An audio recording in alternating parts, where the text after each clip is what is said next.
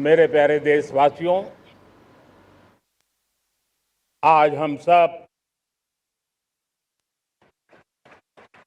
80वां स्वतंत्रता दिवस मना रहे हैं। आज हर दिलों की धड़कन वंदे मातरम के नाद से गूंज रही है। आज हर घर तिरंगा है, हर मन तिरंगा है और देश उत्साह और उमंग के साथ नए संकल्पों को लेकर के आज आगे बढ़ रहा है। आप सबको स्वतंत्रता दिवस की बहुत बहुत शुभकामनाएं।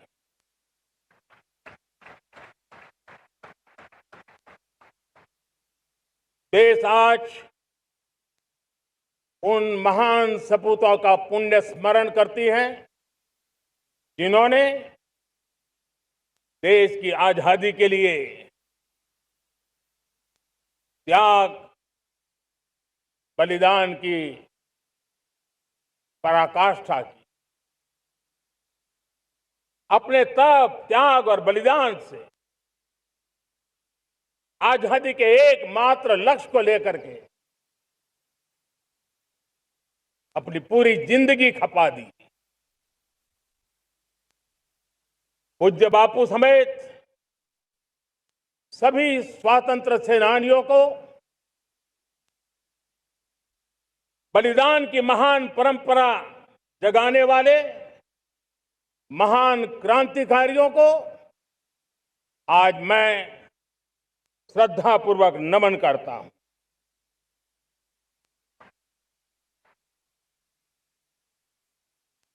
आज जो इस समारोह में उपस्थित है उन सब के लिए आज एक ऐतिहासिक पल भी है।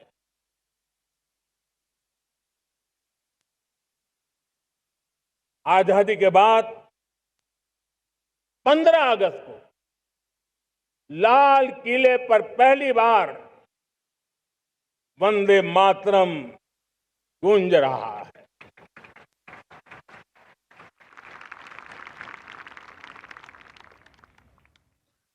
आज जब हम देश के लोग वंदे मातरम के 150 वर्ष मना रहे हैं तो इससे बड़ा उत्तम अवसर क्या हो सकता है।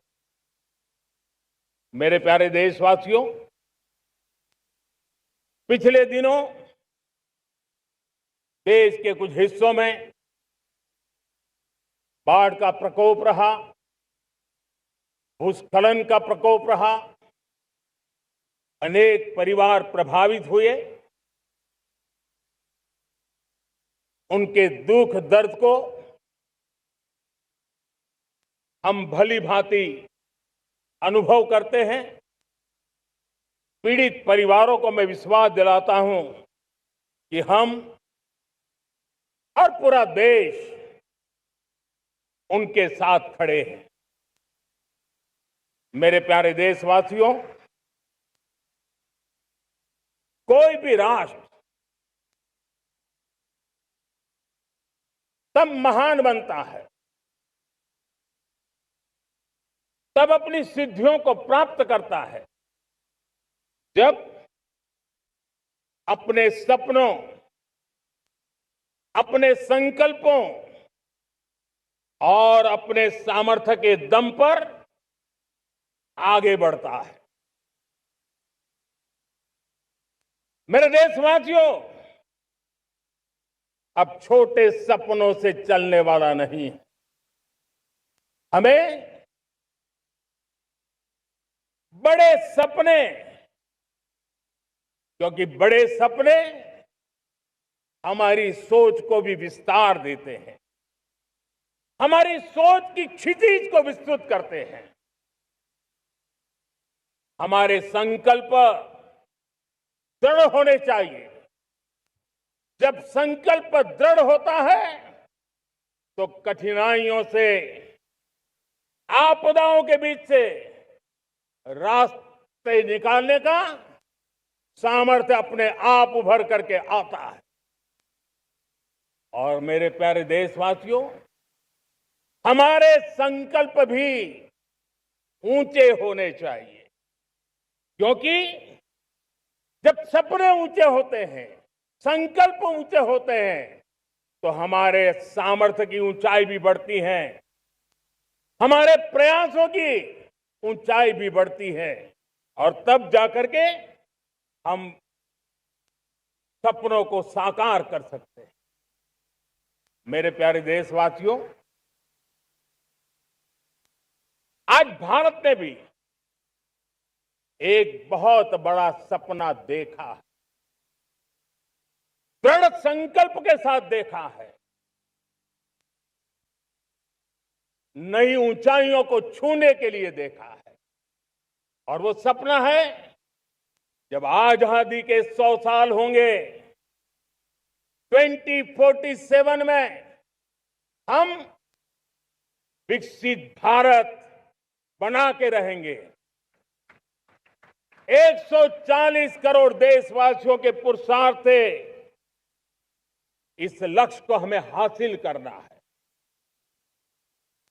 और जब दुनिया की सबसे बड़ी आबादी वाला देश विकसित होने का संकल्प लेता है, तो ये दुनिया की नजरों में भी हमारे साहस का परिचायक बन जाता है। दुनिया हमारी तरफ देखने का नजरिया बदलने के लिए मजबूर हो जाती है।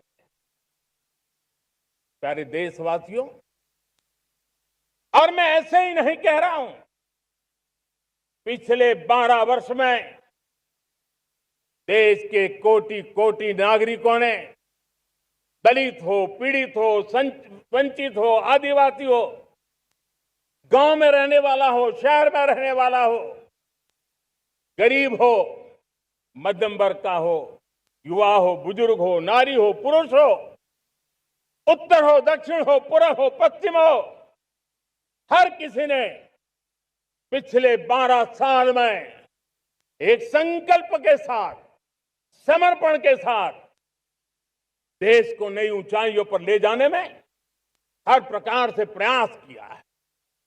मैं उनके इस प्रयासों का आदरपूर्वक स्वीकार करता, और उसी का परिणाम है कि इतने कम समय में 25 करोड़ देशवासी गरीबी को परास्त करके गरीबी से बाहर निकले हैं।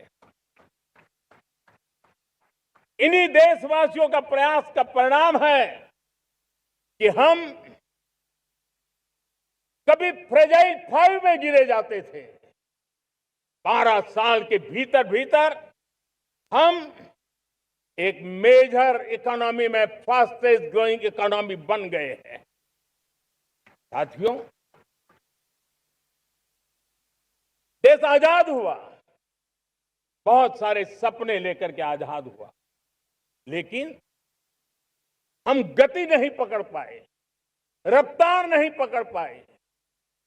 होती है, चलती है, अरे हो जाएगा, देखा जाएगा, उसी में खोए रहे। 2014 तक आते आते तो पूरे विश्व ने हमें फ्रेजाइल 5 के उस में डंप कर दिया था।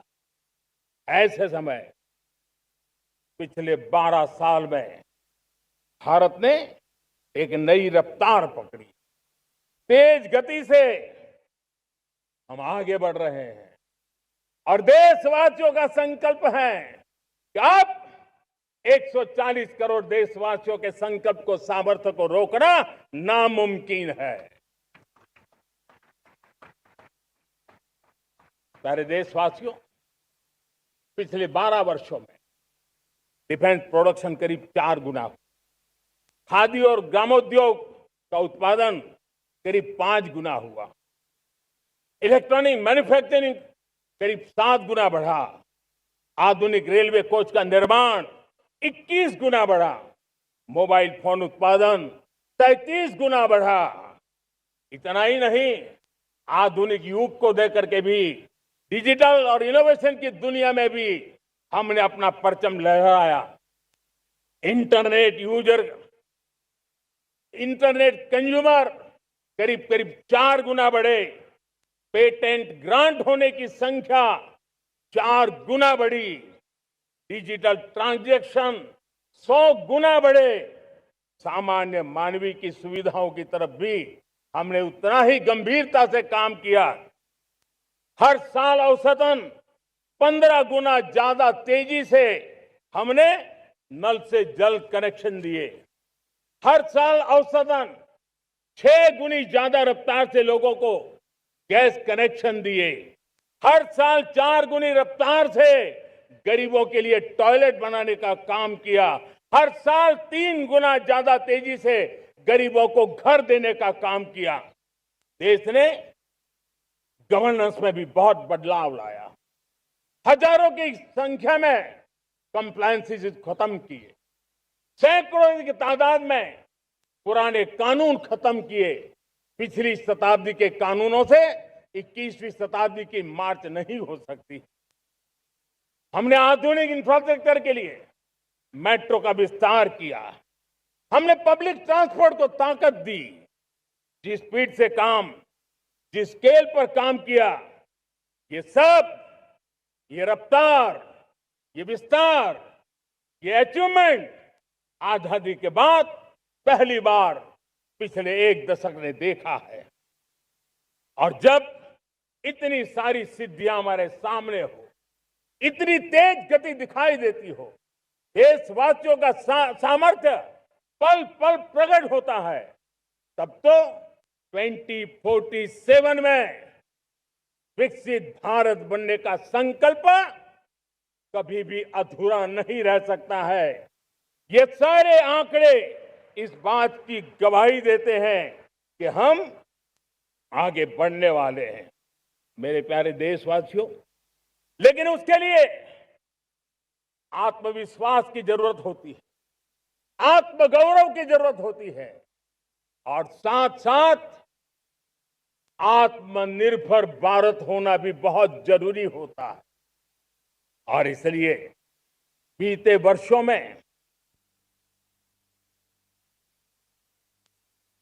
हमारा कन्विक्शन रहा है कि भारत को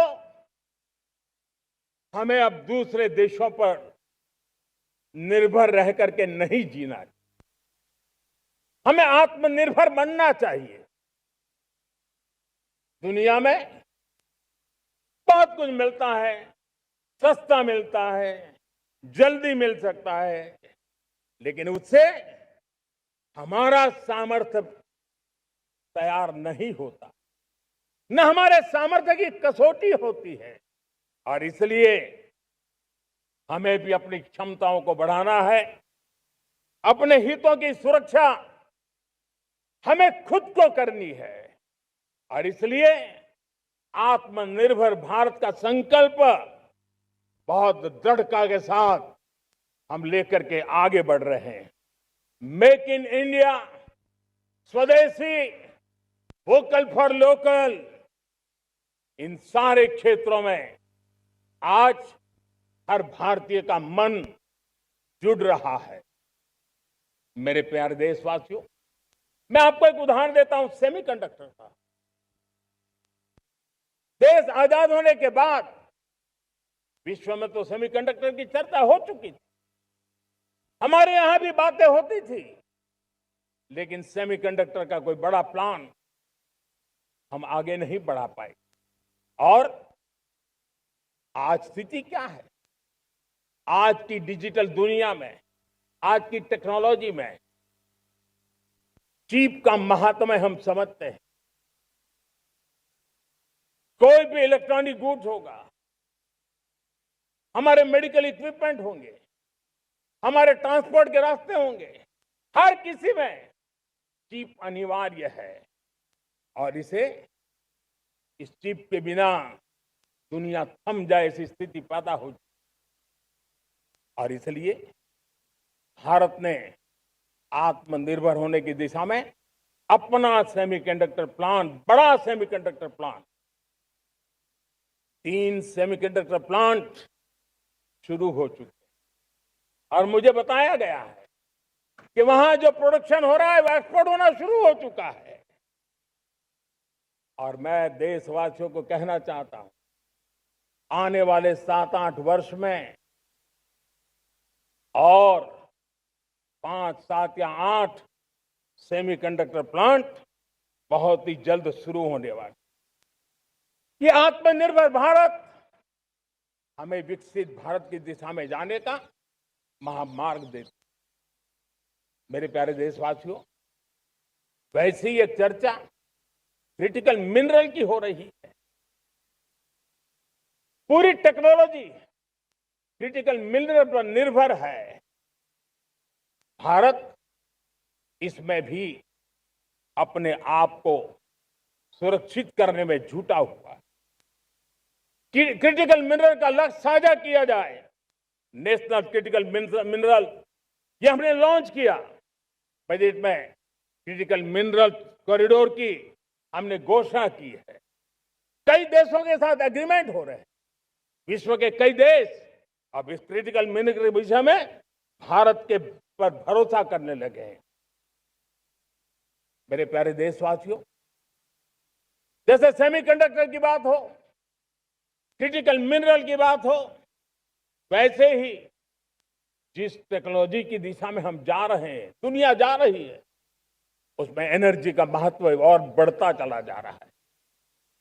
अब एनर्जी के बिना भी नई दुनिया को चलाना मुश्किल है और इसलिए हमें चिप हो, एआई हो, डेटा सेंटर हो, हमें बहुत बड़ी मात्रा में बिजली की जरूरत होगी। एनर्जी सिक्योरिटी ये हमारे समय की मांग है और इसलिए हमने पहले से ही उस दिशा में एक के बाद एक मजबूत कदम उठाए हैं। एनर्जी सिक्योरिटी का एक बड़ा माध्यम है परमाणु ऊर्जा, न्यूक्लियर एनर्जी। हमने पार्लियामेंट में शांति एक्ट पास कर करके एक नए लक्ष्य तरफ जाने का रास्ता तय कर लिया है। 2047 तक हम 100 गीगावाट न्यूक्लियर पावर का लक्ष्य लेकर के चल रहे हैं। इसी एक दशक में हम 5 नए न्यूक्लियर रिएक्टर शुरू करने का लक्ष्य लेकर के चल रहे हैं। इस वर्ष भारत ने फास्ट ब्रीडर न्यूक्लियर टेक्नोलॉजी में महारत हासिल करके एक अहम पड़ाव पार किया है और उसके कारण परमाणु ईंधन में आत्मनिर्भर बनने की दिशा में हमें एक बहुत बड़ा सफलता का कदम हमने रखा है। मेरे प्यारे देशवासियों, कई बार संसाधनों की कमी के कारण देश रुकता नहीं है, लेकिन रुकने का कारण सोच की सीमाएं होती हैं। जब सोच बंध जाती है, सीमाओं में सड़ने लग जाती है, तब हम अपने सामर्थ्य को भी पहचान नहीं पाते हैं। देश को आज कच्चे तेल पर निर्भर रहना पड़ रहा है और हमारी गलत सोच के कारण है। आप जान के हैरान हो जाएंगे, हमने समुद्री तट पे 99% हमारा समुद्री तट का पूरा हिस्सा ऐसी सोच के कारण नो गो एरिया घोषित करके रखा था। हमने ही समंदर के अंदर जाकर के एक्सप्लोरेशन न करने का निर्णय कर लिया था। ये सोच का दारिद्र्य था। हमने फैसला किया ये नहीं चल सकता। हमने उस 99% को जो कभी नो गो एरिया हुआ करते थे, हमने उसको गो एहेड एरिया के रूप में खुला कर दिया है। और अब हम समुद्र के भीतर भी एक्सप्लोरेशन करने की और नए नए भंडार खोजने की दिशा में हम प्रवृत्त हैं, हम प्रयास कर रहे हैं।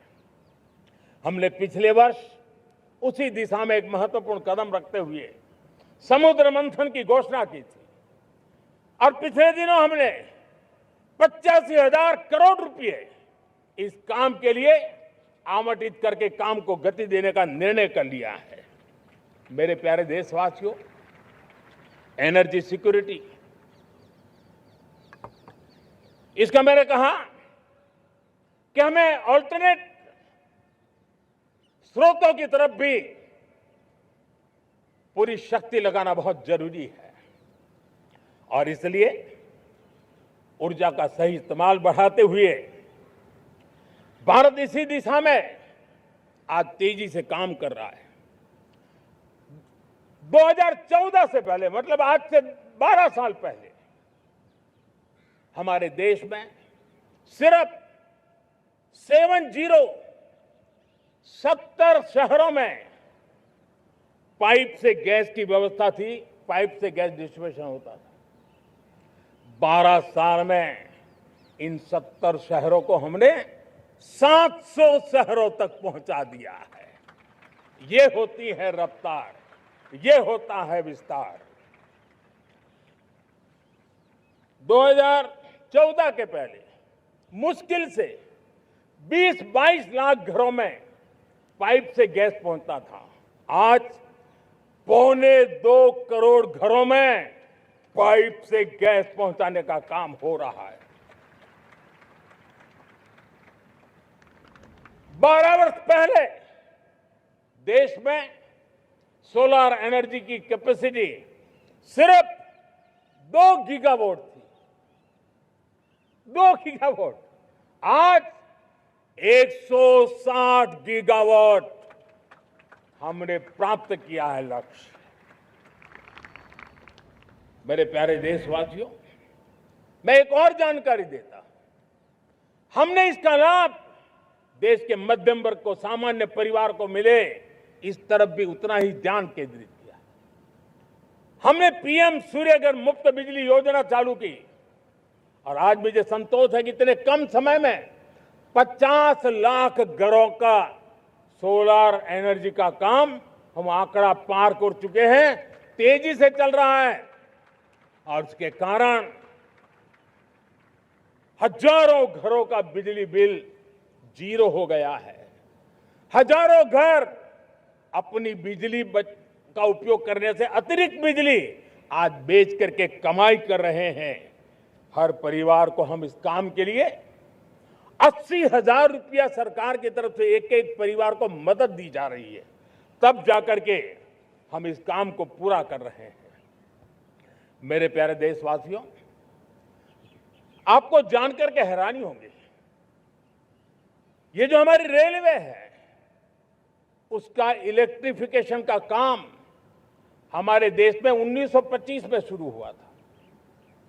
1925 में इलेक्ट्रिफिकेशन का काम शुरू हुआ, लेकिन 90 साल में 1925 से लेकर के 90 साल में सिर्फ 30% रेल का इलेक्ट्रिफिकेशन हुआ था। यानी 90 साल में 30%।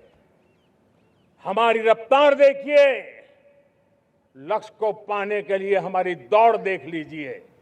हमने एक दशक के अंदर 100% काम पूरा कर दिया। 90 साल में 30%, 10 साल में 70%, ये होता है काम। और इसके कारण डीजल जो हमें बाहर से लाना पड़ता है उसकी बचत हुई, बिजली से हमारी ट्रेनें चली, पर्यावरण को फायदा होने लगा। मेरे प्यारे देशवासियों, हम यहां से नहीं रुके हैं, हम दुनिया के अंदर पीछे रहना नहीं चाहते। पिछले दिनों आपने खबर सुनी होगी, भारत ने ईंधन का नया क्षेत्र को भी छू लिया है। देश ने पहली हाइड्रोजन से चलने वाली ट्रेन शुरू कर दी है और मुझे खुशी है, ये सबसे लंबी ट्रेन है और सबसे ताकतवर ट्रेन है और दुनिया में हाइड्रोजन ट्रेन के क्षेत्र में भी भारत ने अपना झंडा गाड़ दिया है। प्यारे देशवासियों, पिछले 10-12 साल हम लगातार 2047 के लक्ष्य को पाने के लिए दौड़ रहे हैं, एक के बाद एक सोपान सिद्ध कर रहे हैं। हमने सोचा भी नहीं था कि हमें इसमें भी कुछ मुसीबतों का झेलना पड़ेगा। पिछले 10-12 वर्ष में कितने संकटों का सामना करना पड़ा। कोरोना जैसी वैश्विक महामारी ने पूरी दुनिया को चिंता में डाल दिया था, सारी व्यवस्थाएं चरमरा गई थी। कोरोना से बाहर निकले, युद्ध की विभीषा की खबरें आने लगी, कहीं यूक्रेन तो कहीं पश्चिम एशिया, हर जगह पे तनाव का माहौल। और पता नहीं भविष्यवेत्ताओं ने तो न जाने क्या क्या घोषणाएं कर दी थी। देश को डराना, देश को भयभीत रखना, देश को चिंतित रखना, इसी में कुछ लोगों को आनंद आता है। वैक्सीन नहीं मिलेगी, कोविड में लोग बचेंगे नहीं, कुछ भी नहीं होने वाला। वेस्ट एशिया का क्राइसिस आया, पेट्रोल पंप पे पेट्रोल नहीं मिलेगा, गैस नहीं मिलेगा, डीजल नहीं मिलेगा, फर्टिलाइजर नहीं मिलेगा। सारी दुनिया भर की अफवाहें फैला करके भारत के लोगों को भयभीत करने का, डराने का, चिंता के अंदर डुबो देने का कुछ लोगों को आनंद आ रहा था।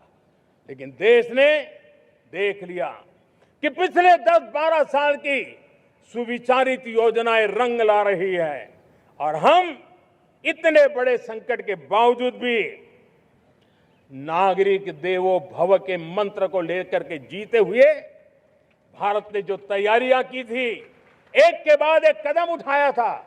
सोचा नहीं था कि संकट आएगा, लेकिन उस संकट के समय में ये सारी चीजें काम आ गई और आज देश में गैस भी है, पेट्रोल भी है, यूरिया भी है। हम अपनी ताकत के ऊपर खड़े हो रहे, चल रहे। मेरे प्यारे देशवासियों, दुनिया के इन संकटों का प्रभाव हर किसी पर हुआ, हम भी अछूते नहीं। यूरिया के दाम दुनिया में 3,000 रुपया पहुंच गए एक बोरी का। आज भी हम मेरे देश के किसानों को वो बोझ सहने के लिए मजबूर नहीं कर रहे। सरकार अपने कंधों पर वो बोझ उठा रहा है और दुनिया से जो 3,000 रुपया में यूरिया का बोरा हमें मिलता है, वो हमारे किसानों को हम सिर्फ 300 रुपये में दे पाते हैं। इतना ही नहीं, डीएपी आज दुनिया में बाजार 5,000 पहुंच चुका है, लेकिन मेरे देश के किसानों को दिक्कत ना हो, इसलिए 1,350 रुपये में आज भी डीएपी देने का काम हम कर रहे हैं।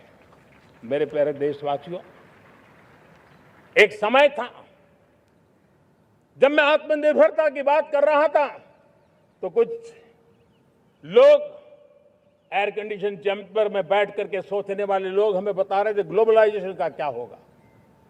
लेकिन दुनिया देख रही है कि पिछले एक दशक में ऐसा लग रहा है कि दुनिया ने ग्लोबलाइजेशन बोलना ही बंद कर दिया है।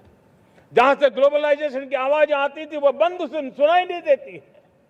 दुनिया का हर देश अपनी अपनी संभालों के मिजाज की तरफ गया है। लेकिन दुर्भाग्य से इस संकट के कालखंड में कुछ लोगों ने अपना रुतबा दिखाने के लिए संसाधनों को वेपनाइज करने का खेल खेला है। दुनिया अपने पास जो कुछ भी है उसको वेपनाइज करने में लगी है। संसाधनों का वेपनाइज, रिसोर्स का वेपनाइज, पेट्रोल, डीजल, फर्टिलाइजर, दवाइयां, टेक्नोलॉजी की चिप्स, इतना ही नहीं, भूभाग को भी वेपनाइज किया जा रहा है। और ऐसे समय अगर हम आत्मनिर्भरता मंत्र को लेकर 10 साल सही दिशा में न चले होते तो हम कल्पना कर सकते हैं कि ऐसी चुनौतियों का मजबूती से मुकाबला कैसे करते। और हमारी तैयारियां निरंतर बढ़ती जा रही है मेरे प्यारे देशवासियों। दूसरी तरफ आज भारत का प्रोफाइल पूरी तरफ बढ़ रहा है। आज भारत दुनिया के लिए एक स्वीकृत और सम्मानीय देश के रूप में बन रहा है। भारत के पास स्थिर पॉलिटिकल मैंडेट है, स्थिर सरकार है, भारत का वाइब्रेंट लोकतंत्र है, भारत का मजबूत न्याय तंत्र है और हम सबको दिशा देने वाला भारत का संविधान है। और अब दुनिया हमारे इन सामर्थ्य को पहचानने लगी है और इसलिए 2014 के बाद दुनिया करीब करीब 40 देशों के साथ हमारा FTA एग्रीमेंट हो रहा है। अब देखिए कितना बड़ा अवसर आया है। लेकिन ये जो ट्रेड एग्रीमेंट्स हुए हैं ये एक बहुत बड़ा अवसर है और इसलिए खास करके मैं मेरे MSMEs को कहना चाहूंगा कि हमें इस मौके को छोड़ना नहीं है। दुनिया में हमें पहुंचना है। भारत के उत्पाद की हर चीज विश्व के बाजार में पहुंचे और चाहे हमारा टेक्सटाइल हो, हमारी मशीनरी हो, हमने दवाइयां हो, हमने मौका छोड़ना नहीं है। लेकिन वैश्विक जो पैरामीटर्स हैं उस पैरामीटर को हमें पार करना होगा। हमें दुनिया से जो मिलता है उसे अच्छा देना पड़ेगा, दुनिया में जो मिलता है उसे सस्ता देना पड़ेगा। और पंजाब के लुधियाना से लेकर के तमिलनाडु के तिरुपुर तक हमारा टेक्सटाइल सेक्टर दुनिया में पहुंच सकता है। इतना ही नहीं, केरलम से लेकर के गुजरात और तमिलनाडु से लेकर के बंगाल, ये हमारा समुद्री तट, हमारे मछुआरे भाई बहन आज इस FTA के कारण हमारे श्रिप यानी झींगा उसके एक्सपोर्ट की बहुत संभावना बनी है। हमारे सी फूड की दुनिया में पहुंच बनने की संभावना पड़ी हुई है। और इसलिए मैं चाहूंगा कि हम इस परिस्थिति का फायदा उठाते हुए, हम आगे चलते हुए हम इन कामों को पार करने के लिए प्रयास करें। मेरे प्यारे देशवासियों, मैंने जो भूमिका आपके सामने रखी है उसके पीछे 2047 का लक्ष्य इन मजबूत नींव पर खड़ा है। 2047 विकसित भारत का लक्ष्य हमने पिछले 10-12 साल में देशवासियों ने जो सामर्थ्य दिखाया है उस सामर्थ्य का हिस्सा है। और इसलिए मेरे प्यारे भाइयों बहनों, सदी का 1/4 हिस्सा बीत चुका है और अगला 1/4 हमारे लिए अत्यंत महत्वपूर्ण है। अब हम रुक नहीं सकते हैं, हमारी गति नहीं रुक सकती है, हमारी दिशा तय हो चुकी है, हमें प्राप्त करके रहना है। और इसके लिए हमें अपना वर्क कल्चर बदलना होगा। हमारे वर्क कल्चर को बदलते हुए हमें हमारी सोच को भी बदलना होगा, हमें हमारे काम की गति को भी बदलना होगा। जो काम पिछले 5-7 दशक में नहीं हुए हैं वो काम हमें आने वाले 5-7 साल में करने हैं। और मेरा भरोसा है मेरे देश की युवा शक्ति पर, मेरे देश के नौजवानों पर, मेरे देश की माताओं को बहनों पर, मेरे देश के किसानों पर, मेरे देश के मजदूरों पर कि हम इस सपने को साकार कर सकते हैं। और इसलिए हमें रिफॉर्म की गति को भी आगे बढ़ाना है। और जब मैं रिफॉर्म की बात कर रहा हूं, रिफॉर्म नहीं हमारे लिए कोई कंपल्सन है, नहीं रिफॉर्म ये हमारे लिए कोई बजबड़ है। हमारे लिए रिफॉर्म ये कन्विक्शन है। आउट ऑफ कन्विक्शन हम रिफॉर्म एक्सप्रेस पर चल पड़े हैं और हम आने वाले दिनों में भी नेक्स्ट लेवल रिफॉर्म की ओर बढ़ने वाले हैं। और इसलिए सरकार, समाज, उद्योग, उत्पादक, किसान, हर किसी ने अपनी ट्रेडिशनल व्यवस्थाओं में रिफॉर्म करना पड़ेगा, सोच में रिफॉर्म करना होगा, अपने लक्ष्यों को रिफॉर्म करना होगा। और इसलिए मेरे प्यारे देशवासियों, हमें एक निश्चित दिशा में को लेकर के चलना होगा। मैं आज उस युग को भी याद करना चाहूंगा जब देश भारत का सामर्थ्य सप्त सिंधु के रूप में हम जानते थे, हम समझते थे, हम सुनते थे। अब विकसित भारत बनाने के लिए हमें नई धारा चाहिए। आज लाल किले की प्राचीर से मैं देश के सामने शक्ति की सप्त धारा का आह्वान करता हूं। आने वाले 5-7 साल में जो पिछले 5-7 दशक में नहीं हुआ, वो सप्त धारा के सामर्थ्य से, शक्ति से हम देश को नई ऊंचाई, नई गति देंगे और नए लक्ष्यों को पार करने वाला सामर्थ्य देंगे। और इसके साथ साथ देश की युवा शक्ति का सामर्थ्य का भरपूर राष्ट्र निर्माण में उपयोग होगा, उनकी शक्ति जोड़ी जाएगी। आने वाले दिनों में जब मैं सप्तधारा की बात करता हूं, सप्तधारा की पहली शक्ति है मैन्युफैक्चरिंग पावर। मेरे प्यारे देशवासियों, हमें मैन्युफैक्चरिंग सेक्टर को बहुत आगे बढ़ाना होगा और प्रोडक्शन बढ़ाने के साथ साथ हमें छोटे छोटे पुर्जे भी बनाने हैं और बड़े बड़े प्रोडक्ट भी बनाने हैं। पूरा वैल्यू चेन हमारा होना चाहिए और उसे लेकर के चलना।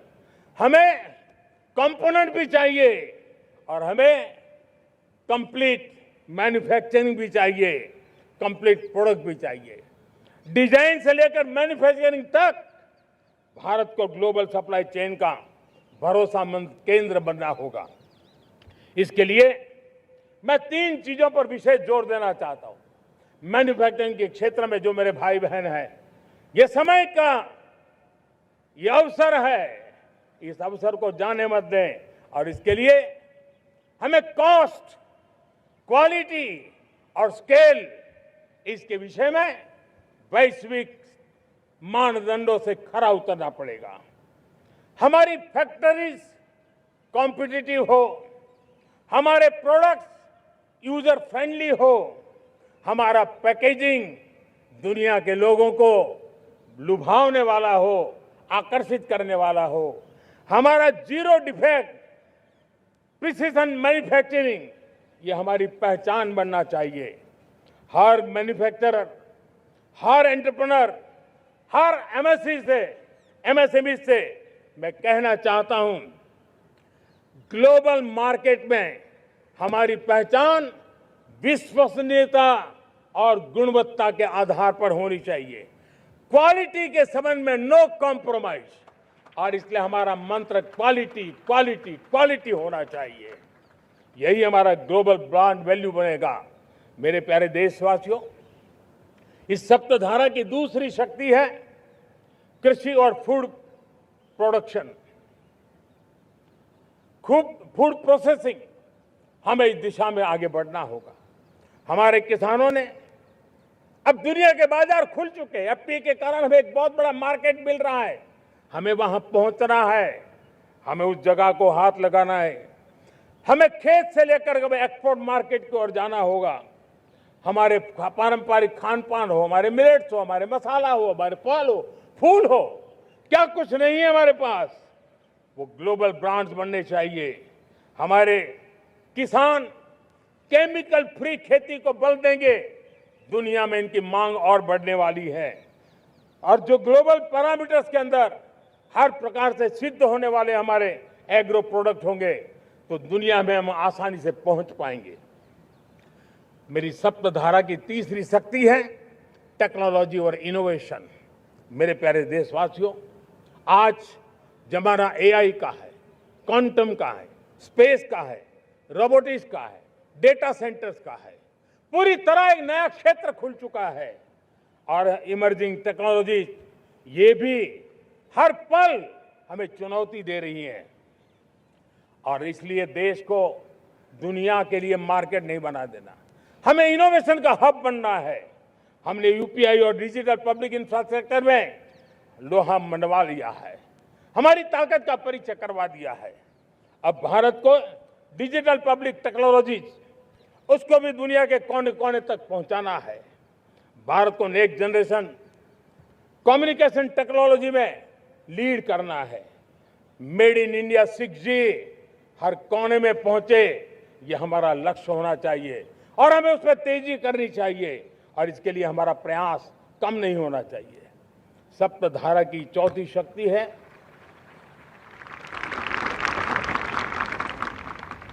गति शक्ति। ये गति शक्ति देश के अंदर सीमलेस फास्ट कनेक्टिविटी पर हमें बल देना होगा। शहरों को हाई स्पीड रेल से हमें जोड़ना होगा।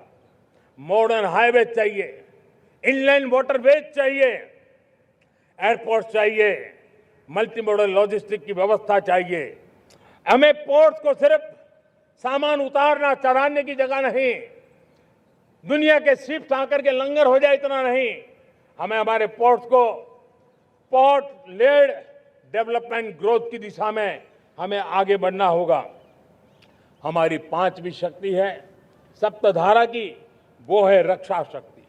और ये रक्षा शक्ति का महत्व हर प्रकार से है।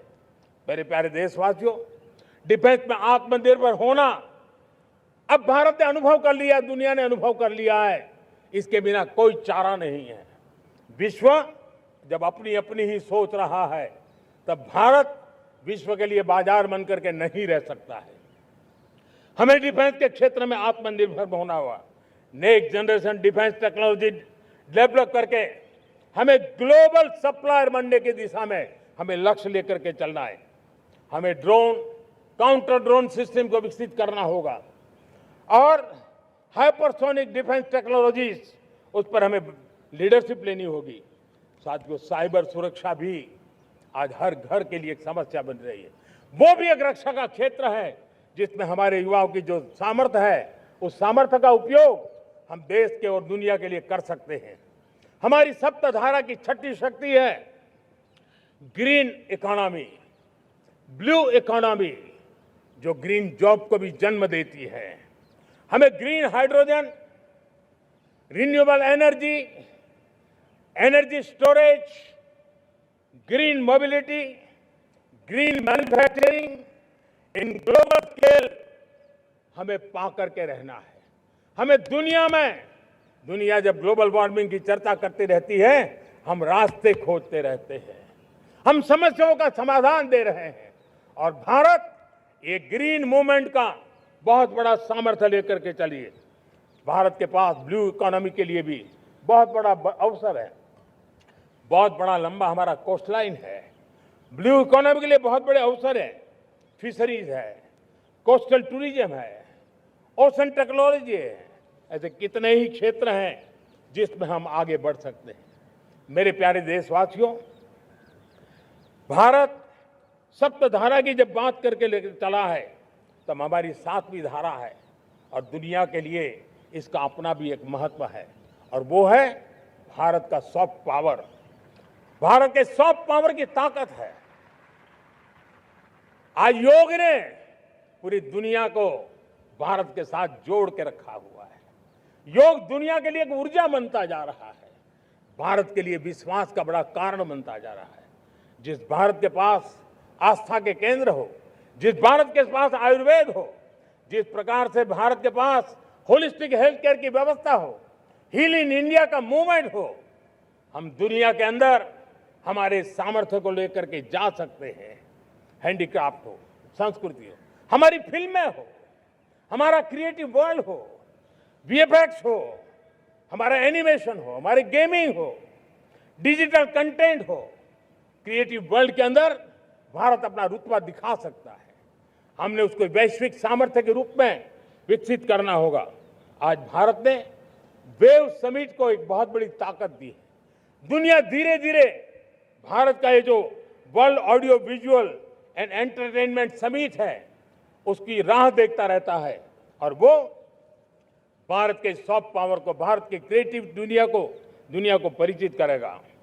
मेरे प्यारे देशवासियों, भारत के पास विशाल वन्य संपदा है। हमारे पास 100 से ज्यादा नेशनल पार्क है, क्षमता बहुत है, लेकिन विदेशी टूरिस्टों को आकर्षित करने में हम कम पड़े हैं। हमें मौका है हमारे सॉफ्ट पावर के माध्यम से दुनिया के टूरिस्टों को भारत के लिए आकर्षित करने का। हमारा सामर्थ्य हमें दुनिया को दिखाना है। हम ये काम आरा से करें और हम जल्द से जल्द हम इन लोगों आज दुनिया में स्पोर्ट्स की जो है वो भी एक बहुत बड़ा भारत के प्रति आकर्षण का केंद्र। दुनिया के स्पोर्ट्स इवेंट भारत में क्यों ना हो। कॉन्स्टेंट इकोनॉमी बहुत बढ़ रही है, देश के नौजवानों का आकर्षण है। विश्व का हर कोई कलाकार चाहता है कभी न कभी भारत की धरती पर अपना कॉन्सर्ट करे। ये एक बहुत बड़ा अवसर है, हमें इसको मोबिलाइज करने के लिए व्यवस्थाएं खड़ी करनी होगी। साथियों, सप्तधारा की 7 शक्तियां उद्देश्य सिर्फ एक सेक्टर में प्रगति करने का नहीं है। एक होलिस्टिक अप्रोच के साथ हमें राष्ट्र को जो लक्ष्य लेकर के हम चल रहे हैं, जो एम्बिशन लेकर के चल रहे हैं, उस स्केल को हमें पार करने की दिशा में काम करना है। मेरे प्यारे देशवासियों, कुछ चीजें मैंने बताई हैं, लेकिन मैं इससे भी आगे सोचता हूं। मैं जरा देश को झकझोरना चाहता हूं। मैं देश की शक्ति को भी झकझोरना चाहता हूं। देश यानी सिर्फ सरकार नहीं होती है, देश यानी हर नागरिक जुड़ता है। क्या हम सोच नहीं सकते कि फॉर्च्यून 500 की चर्चा तो बहुत सुनते हैं, आने वाले एक दशक में इन फॉर्च्यून 500 में 50 कंपनियां भारत की क्यों न हो, ये लक्ष्य हमारा क्यों न होना चाहिए। आज बैंकिंग सेक्टर फल फूल रहा है। दुनिया की टॉप बैंक के अंदर भारत की बैंक का झंडा भी क्यों न फहरता हो। भारत की बैंक भी टॉप बैंक 5 बैंक में भारत की भी एक बैंक होनी चाहिए। भारत की फार्मा की दिशा में हमने बहुत काम किया है, लेकिन समय की मांग है कि दुनिया की 5 बड़ी फार्मा कंपनियों में भारत की भी 1-2 फार्मा कंपनियों का नाम गूंजना चाहिए। भारत उसमें अपना स्थान बनाना चाहिए। लॉ फर्म्स होते हैं, रेटिंग एजेंसी होती है। क्या समय की मांग नहीं है कि ग्लोबल लीडरशिप अब हमारे हाथ में होनी चाहिए? टैलेंट है, सामर्थ्य है, हमारा लंबा इतिहास भी है, भाषाओं पर हमारा प्रभुत्व है। हमें विश्व में पहुंचना चाहिए। हमारी कोई कंसल्टिंग फर्म, अकाउंटिंग फर्म दुनिया के टॉप फर्म्स के अंदर क्यों नहीं होनी चाहिए? भारत की टेक्नोलॉजी कंपनियां दुनिया के अंदर सिरमौर हो, यह हमारा लक्ष्य होना चाहिए। हमारे ऐसे ब्रांड हो जिससे दुनिया आकर्षित होती हो, हमारे ब्रांड हमारे देश की पहचान हो और विश्व के लिए एक डेस्टिनेशन बन जाए, उस दिशा में हमें काम करना है। और इसके लिए मैं राज्य सरकारों को कहना चाहता हूं, मैं स्थानिक स्वराज की संस्थाओं को कहना चाहता हूं, भारत सरकार का भी यह दायित्व है कि हमें हमारे रिफॉर्म की गति बढ़ानी होगी। हमें 2047 के लक्ष्य के अनुरूप हमारी व्यवस्थाओं को विकसित करना होगा। हमें बीते हुए काल के नीति नियमों से नहीं चल सकते, हमें आने वाले सपनों के हिसाब से नीति नियमों को गढ़ना होगा। और इसको अगर हम करेंगे तो मुझे पूरा विश्वास है और मैं देशवासियों को भरोसा देता हूं, इसी रास्ते मेहनत में कोई कमी न करते हुए हम विकसित भारत का सपना पार करके रहेंगे। हमें सबको मिलकर के चलना है, केंद्र सरकार हो, राज्य सरकार हो, इंडस्ट्री हो, हम सब ने मिलकर के आगे बढ़ना है। हमें रिफॉर्म्स करते रहना है, रिफॉर्म्स को आगे बढ़ाते रहना है। और मैंने पहले भी कहा था, हम रिफॉर्म कंपल्सन से नहीं, कन्विक्शन से कर रहे हैं, लक्ष्य को प्राप्त करने के लिए कर रहे हैं। मेरे प्यारे देशवासियों, जब मैं विकसित भारत की बात कर रहा हूं, देश को तेज गति से आगे बढ़ाने की बात कर रहा हूं, उसका सबसे बड़ा लाभार्थी कौन है? इन सारे प्रयासों का सबसे बड़ा साधक कौन है? अगर साधक है तो मेरे देश का युवा है, मेरे देश की युवा शक्ति है। विकसित भारत की यात्रा में युवाओं की बहुत बड़ी भूमिका है। इतना ही नहीं, विकसित भारत का सबसे बड़ा लाभार्थी भी मेरे देश का युवा है। और इसलिए हमें विकसित भारत के लक्ष्य को युवाओं के साथ जोड़ करके आगे बढ़ाना है। युवाओं हमारी सर्वोच्च प्राथमिकता के साथ हमें आगे बढ़ना है। साथियों, पिछले 10-12 साल में उस दिशा में बहुत कुछ हुआ है। स्टार्टअप इंडिया अभियान, आज पूरे देश में 2.5 लाख से ज्यादा रजिस्टर्ड स्टार्टअप बन गए। देश के नौजवान खुद तो काम कर रहे हैं, अनेकों को रोजगार दे रहे हैं।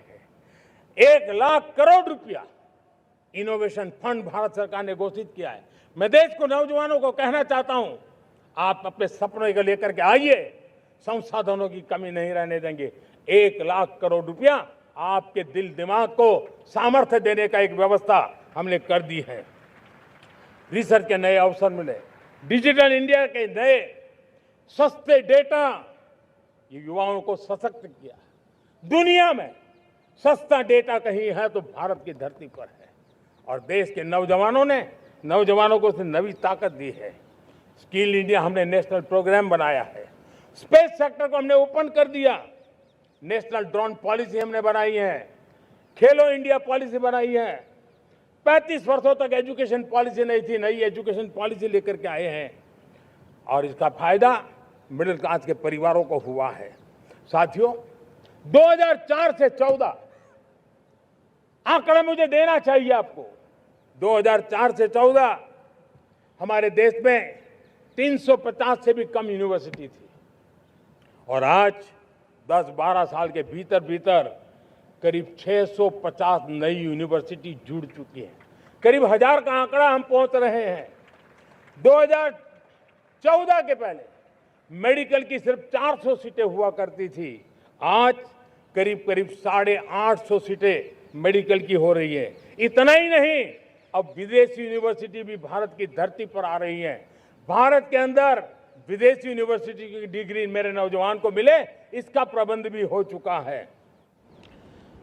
हमारे देश के युवा मन बचपन से ही टेक्नोलॉजी की तरफ आकर्षित हो, उस दिशा में हम काम कर रहे हैं, और इसलिए हमने करीब 10,000 से अधिक अटल टिंकरिंग लैब छोटे छोटे बच्चों के हवाले कर दी है, ताकि उनका इनोवेशन और टेक्नोलॉजी के अंदर उनका मन बने। 12 वर्ष युवा, हमने अनेक रास्ते खोले। हम स्टार्टअप ओपन कर दिया, आपने देखा होगा। भारत के प्राइवेट स्टार्टअप 28 साल की एवरेज उम्र के बच्चों ने, नौजवानों ने दुनिया में पहले ही ट्रायल में अपना सैटेलाइट लॉन्च कर दिया और रॉकेट लॉन्च कर दिया। उन्होंने बहुत बड़ा काम कर दिया साथियों। आज करीब 2.5 लाख से ज्यादा रजिस्टर्ड स्टार्टअप है। हमने पिछले दिनों एआई इंपैक्ट समिट किया था। एआई का विस्तार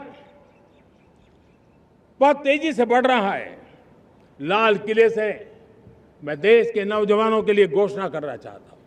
हमने तय किया है कि आने वाले 1 वर्ष में 1 करोड़ युवाओं को एआई स्किल के लिए ट्रेनिंग देने का हम काम करेंगे, ताकि हमारा देश का नौजवान एआई की दुनिया में भी नेतृत्व करने का सामर्थ्य। मेरे साथियों, बायो इकोनॉमी एक नया क्षेत्र है। एक समय था 2014 के पहले सिर्फ 60,000 करोड़ रुपए का बायो इकोनॉमी का काम होता था। मेरे देश के नौजवान, आपने क्या कमाल कर दिया है। देखिए, नीतियां जब सही होती है, लक्ष्य जब साफ होता है, तो मेरे देश के नौजवान कैसा करके थे। बायो इकोनॉमी में देश की युवा शक्ति ने सामर्थ्य दिखाया है। 2014 के पहले जो 60,000 करोड़ का कारोबार था, आज वो कारोबार बायो इकोनॉमी 20 लाख करोड़ पहुंच चुकी है। दोस्तों,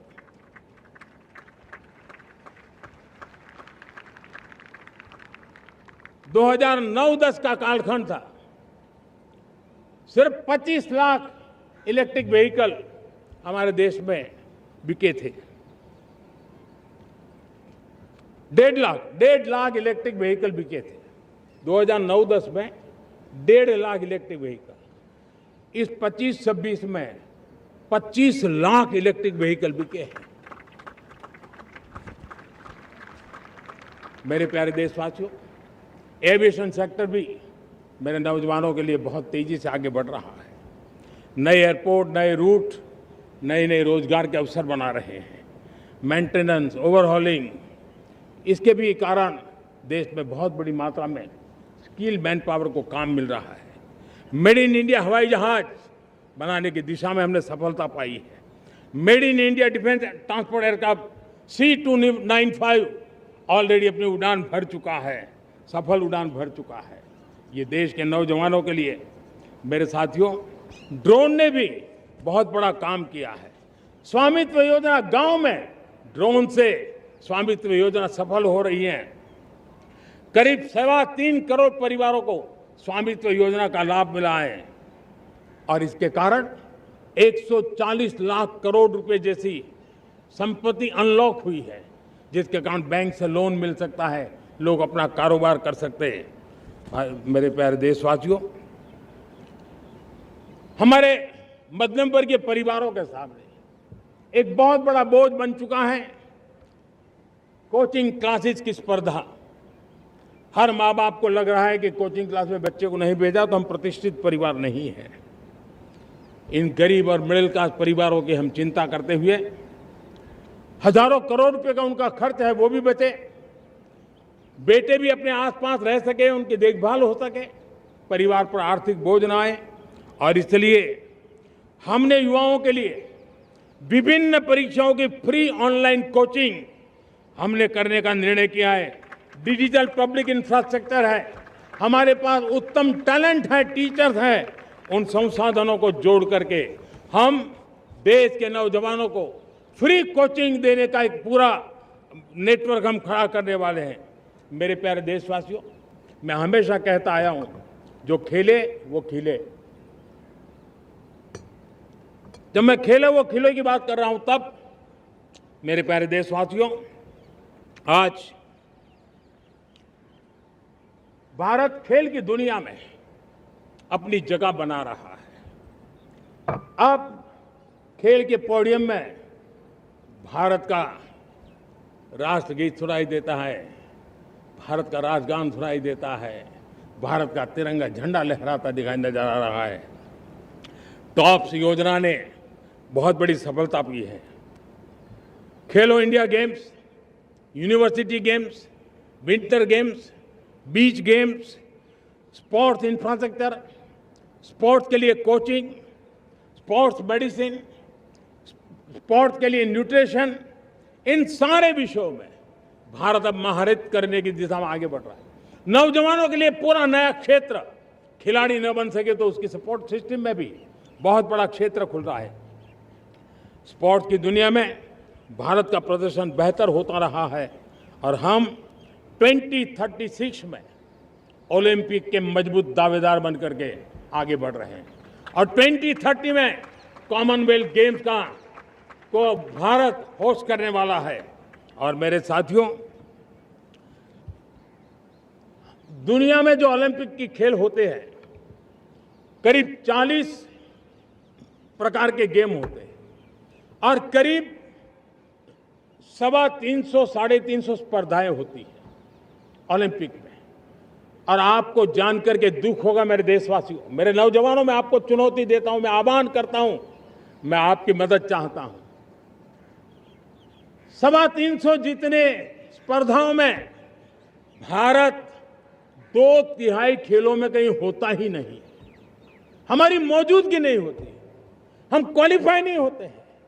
हमने तय किया है कि 2036 में जो ओलंपिक होगा, हम चाहते हैं कि वो भारत में हो, लेकिन 2036 में जिन विधाओं में आज भारत खेलता नहीं है, जिन विधाओं में भारत क्वालिफाई नहीं करता है, जिन स्पर्धाओं में भारत ने छोड़ के रखा है, 3/4 हिस्सा हमारे इंतजार कर रहा है। भारत उस पर बल देगा और इसके लिए हम टैलेंट हंट का एक अभियान भी चलाना चाहते हैं। हमें अगर 2036 के लिए खिलाड़ी चाहिए तो आज जो 5 साल, 10 साल, 15 साल की उम्र के नौजवान हैं, बेटे हैं, उनके तरफ ध्यान देना होगा, उन बेटियों पर ध्यान देना होगा। और इसलिए 5 से 15 उम्र के बच्चों में खेल प्रतिभा ढूंढने के लिए गांव-गांव, शहर-शहर, स्कूल-स्कूल एक टैलेंट हंट का अभियान चलाया जाएगा। बच्चों की प्रतिभा को देखा जाएगा और फिर उनको स्पेशल ट्रेनिंग दे करके देश के लिए खेलने वाले अच्छे खिलाड़ी बनाए जाएंगे। मेरे प्यारे युवा, देश के सामने, देश के नौजवानों के सामने नशा एक बहुत बड़ा संकट बनता जा रहा है। नशा मुक्त भारत ये हम सबका सामूहिक दायित्व होना चाहिए। हमारे उज्जवल भविष्य के लिए हमारी युवा पीढ़ी मजबूत हो, हमारा युवा सामर्थ्य हमारे देश के लिए काम आए, इसलिए नशा मुक्त भारत। पिछले दिनों माय भारत के वॉलंटियर्स ने, देश के एनजीओ ने, देश के सामाजिक सांस्कृतिक संगठनों ने, देश के आध्यात्मिक पुरुषों ने मिलकर के नशा मुक्त भारत का 100 सप्ताह का एक कार्यक्रम तय किया है। 100 सप्ताह तक एक अभियान चलने वाला है। मैं हर परिवार को कहना चाहता हूं कि आप भी इस अभियान का हिस्सा बने, आप इसके साथ जुड़िए और देश के नशा मुक्त भारत के सपने को पूरा करने के लिए आप आगे आइए। मेरे प्यारे देशवासियों, 21वीं सदी में दशकों पुरानी जो चुनौतियां हैं, उन चुनौतियों को खत्म करना बहुत अनिवार्य है। नक्सलवाद, माओवाद लाखों युवाओं के भविष्य को तबाह कर दिया, अनेक माताओं के दुधमल नौजवानों को छीन लिया, बर्बाद कर दिया, हर मां बाप के सपनों को चूर चूर कर दिया। इस नक्सलवाद ने 4 दशक तक हिंदुस्तान के बहुत बड़े हिस्से को, बहुत बड़ी आबादी को दबोच करके रखा था, बंदूक के नोक पर दबोच करके रखा था, संविधान की धज्जियां उड़ा दी थी और देश के सामान्य नागरिकों की रक्षा में 3,500 से ज्यादा हमारे पुलिस के, सुरक्षा बल के जवान शहीद हो गए। युद्ध के अंदर जितने सैनिक मरते हैं, उससे ज्यादा हमारे पुलिस जवानों को जान की बाजी लगानी पड़ी ताकि देश के सामान्य मानवी को सुरक्षा मिले। ये नक्सलवाद ने धरती को लहूलुहान कर दिया था। 2014 में आपने जब हमें मौका दिया, उसी दिन हमने संकल्प लिया था कि हम देश को नक्सलवाद से मुक्त करेंगे और आज मुझे खुशी है कि नक्सली माओवादी हिंसा आखिरी सांस भी शायद रहने की अब तो ताकत नहीं रही है।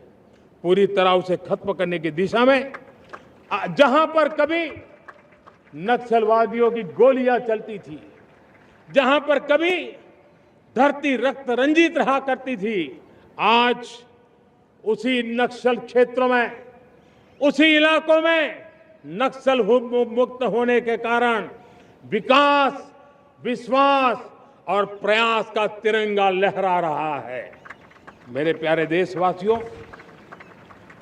लेकिन इस चुनौती को हमने कम नहीं आंकना है। इस चुनौती से हमें और भी सावधान रहने की जरूरत है।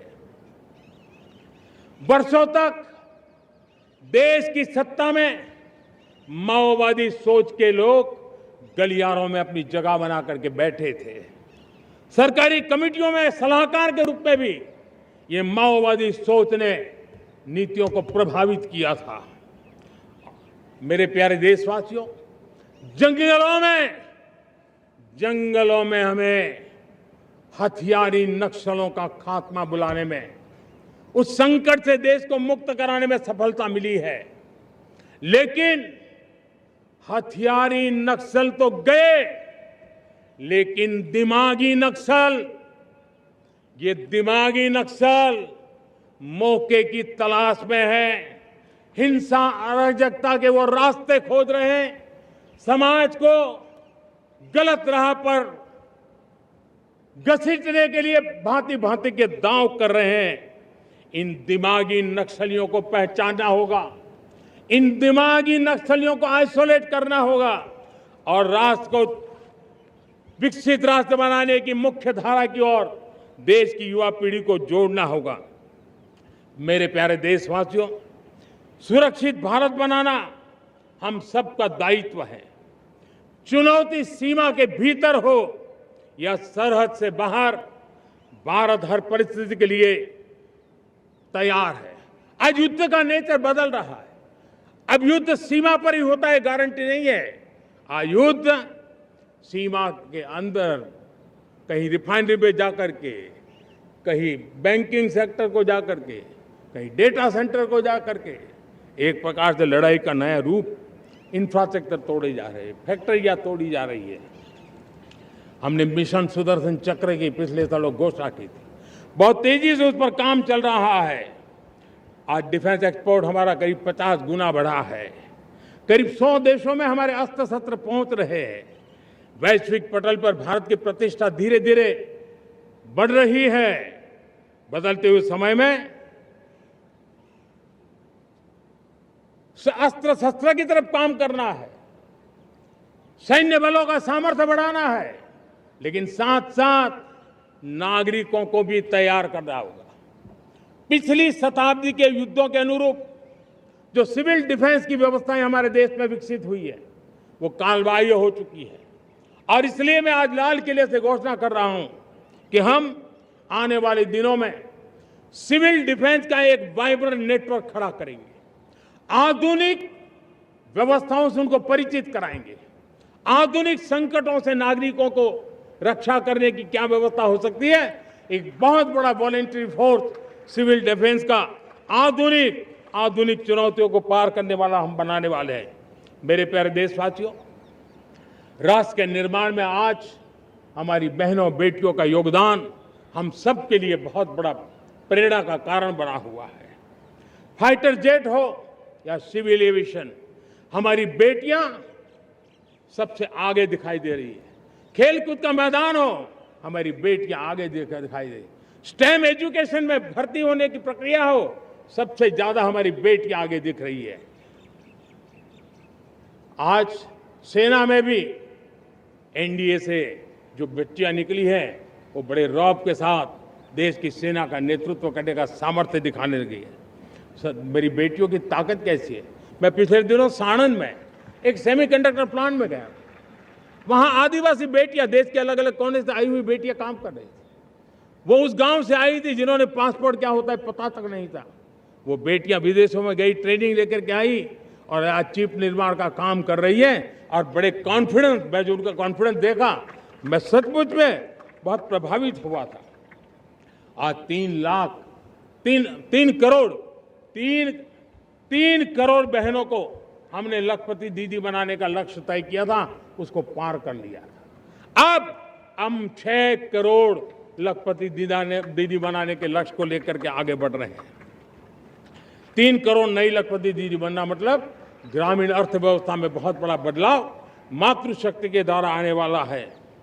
मेरे प्यारे देशवासियों, आज पंचायतों में, नगर पालिका में, महानगर पालिका में बहुत बड़ी मात्रा में हमारी महिलाएं जनप्रतिनिधि बनकर के देश का मार्गदर्शन कर रही है, समस्याओं का समाधान कर रही है, बहुत ही सक्षम नेतृत्व दे रही है। और इसी को ध्यान में रखते हुए हमने पार्लियामेंट में नारी शक्ति वंदन अधिनियम पारित किया था, लेकिन किसी न किसी कारण से राजनीति के अखाड़े में पिछले 40 साल से ये सपना हमेशा राजनीतिक अखाड़े का शिकार हो गया है।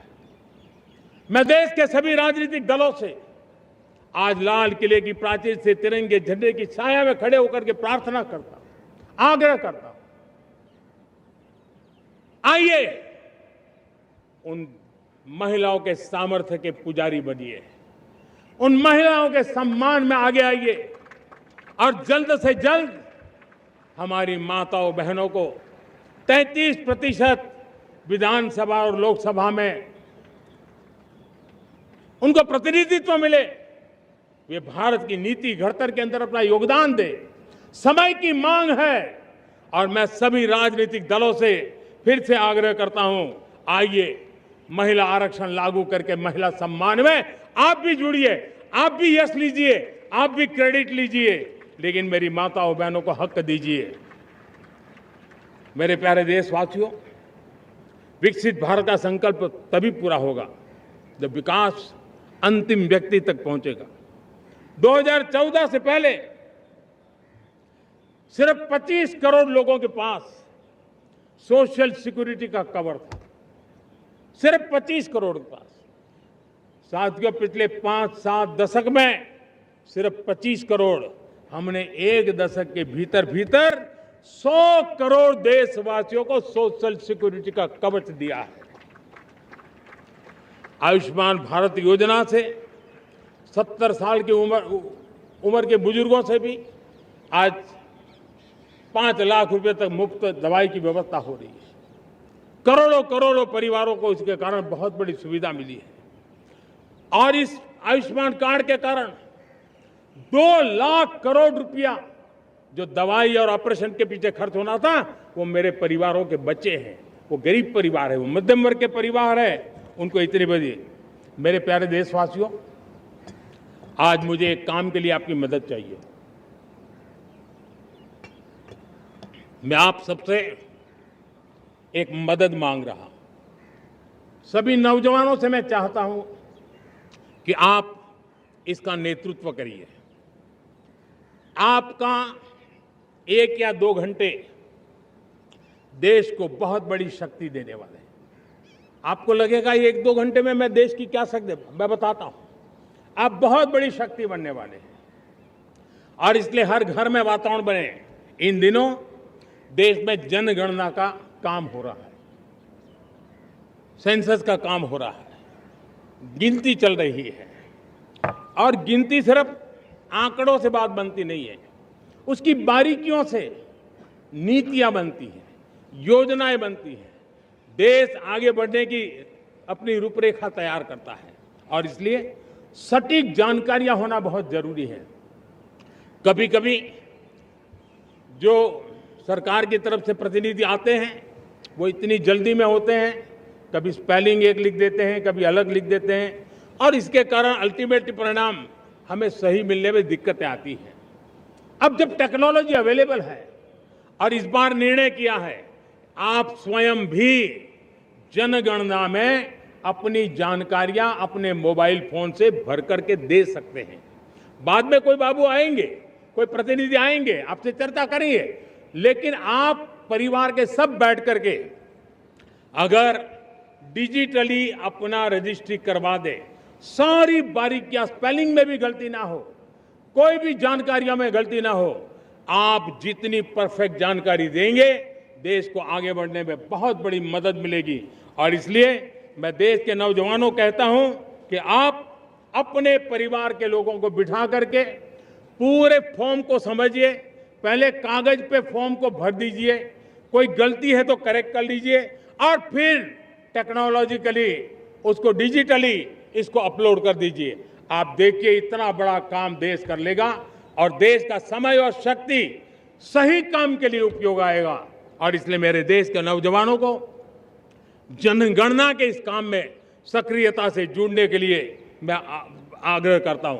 मेरे प्यारे देशवासियों, मैंने लाल किले से पंच प्राण की बात कही थी। इस पंच प्राण ने देश को अपने आत्मगौरव की ओर लेकर के आगे बढ़ने का, लक्ष्यों को पार करने के सामर्थ्य के साथ आगे बढ़ने का एक बहुत बड़ा संबल दिया है। हमें गुलामी की मानसिकता हर पल मिटाते ही रहना है।